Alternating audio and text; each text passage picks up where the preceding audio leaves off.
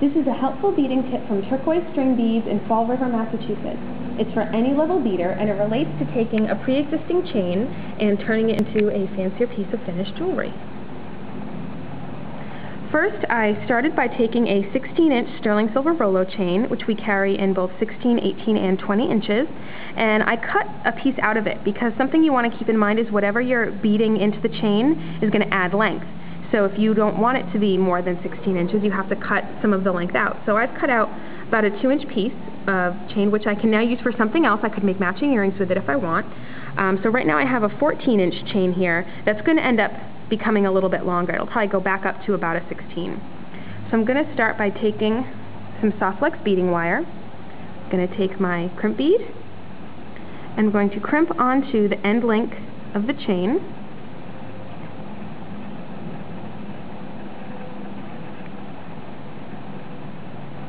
Like so.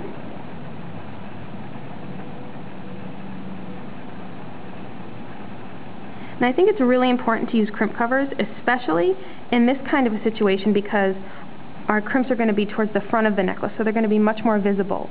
So it's always nice to be able to camouflage them and make them look like a sterling silver bead. So now I'm going to string on my beads. I've picked a pattern here with 4mm Swarovski bicones and 17 and 21mm Swarovski polygons. All of this in the color Golden Shadow.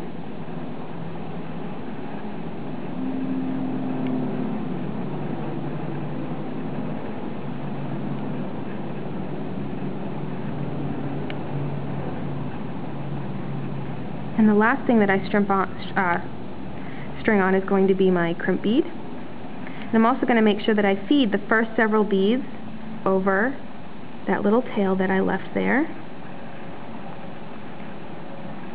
Now I'm going to go and I'm going to take my wire and feed it through the other end link and then back through the crimp bead as well as the first several beads on this side.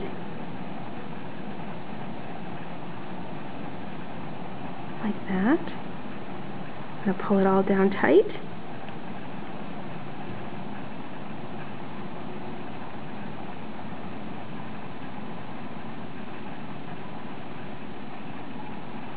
There we go. And give this a little crimp.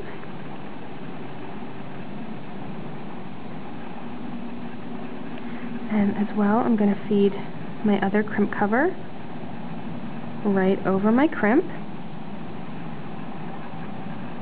Make sure that it's shut nice and neatly.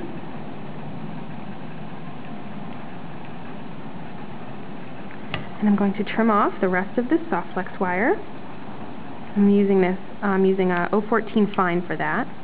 And now I have a lovely finished necklace that was fairly inexpensive to make because I didn't have to bead the whole thing. I just beaded a little portion in the front, and then you have a nice little dainty chain going along the back. And if you're curious what the finished measurement is, this is more like about a 15 or so. So it'll be a nice little short choker necklace. That's it for now. We hope this was helpful to you. We'll have lots more helpful hints, so stay tuned. In the meantime, happy beading from Turquoise String Beads in Fall River, Massachusetts.